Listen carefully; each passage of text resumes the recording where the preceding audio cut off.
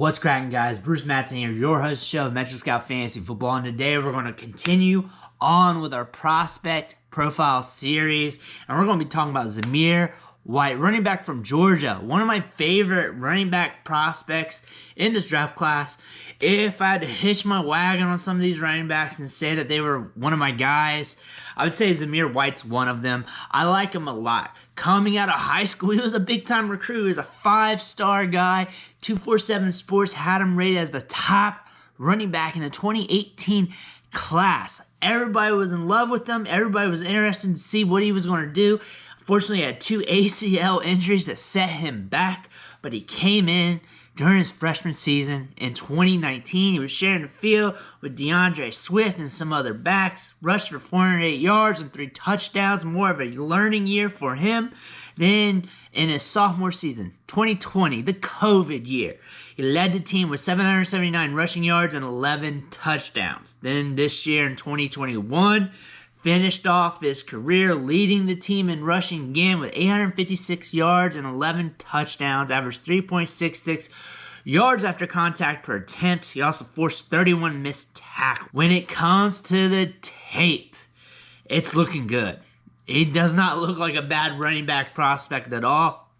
And if you looked at the tape, you wouldn't have guessed that he had 2 knee injuries, 2 ACLs on the record books.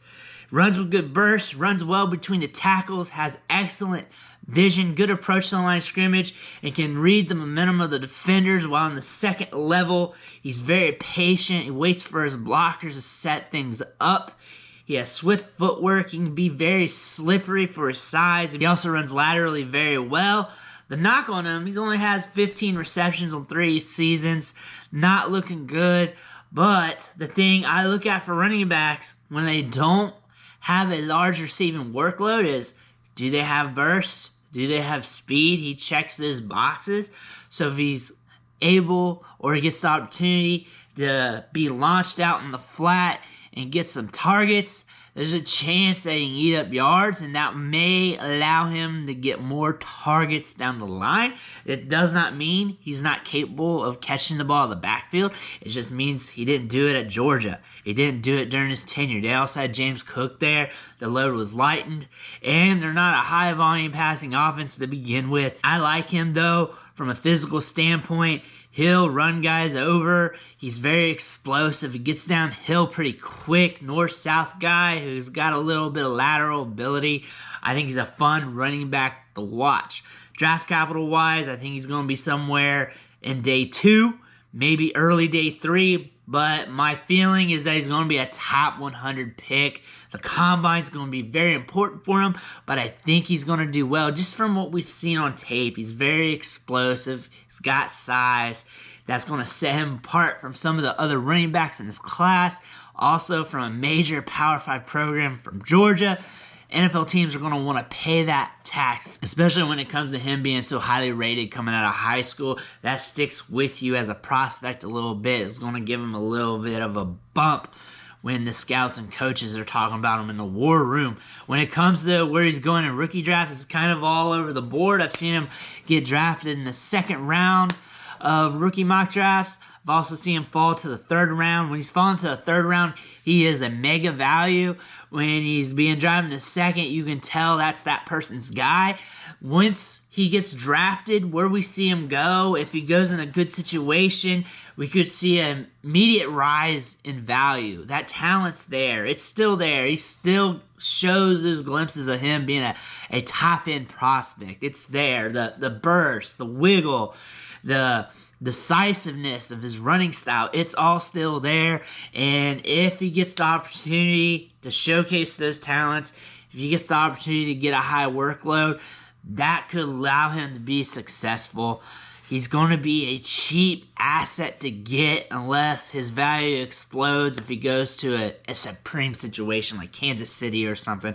But 2nd round rookie pick, I still deem that as a cheap get for them. If he falls to the 3rd, you have to snag him up. If he's going to 3rd round rookie drafts, even if he slides in the NFL draft a little bit, you have to snag him up because the value of this class at the running back position isn't that great. We got a lot of ho-hum running backs who are all over the board. Zamir White, though, premium prospect, has some premium skills. The one thing I can say negatively about him, which isn't really a negative at all, he's not super elite at anything, but he could get better as he gets along in his career. He's a guy that could develop because he did have those 2 knee injuries, and they were big ones. They were ACLs, and the further you get away from that, the closer you get to your old self. And if that happens, then you better look out, because this was a premier prospect, and the tape looks good when it comes to explosiveness and burst.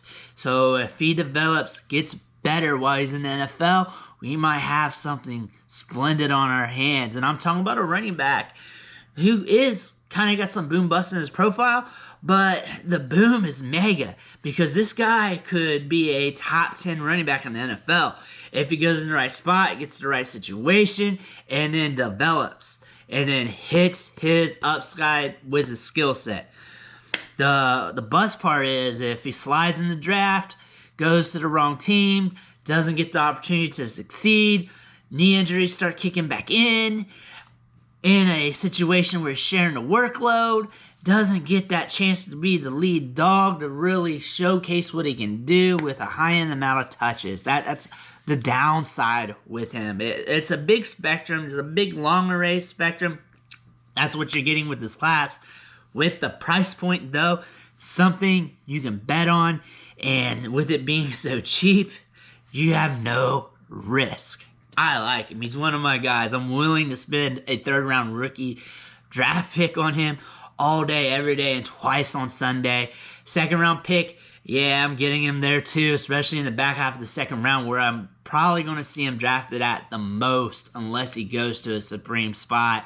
Zamir White, though, he's a guy that you can't ignore in rookie drafts this year. But that's everything I got for the show today. Make sure you hit that subscribe button on the way out. Every subscription matters. Fuels me to keep dropping this content. Fuels me to keep doing the work, grinding the tape, the metrics, putting out the articles, putting out the videos, everything else to help you for your rookie drafts, your dynasty teams, everything else. Again, I want to thank you, and I'll catch you next time.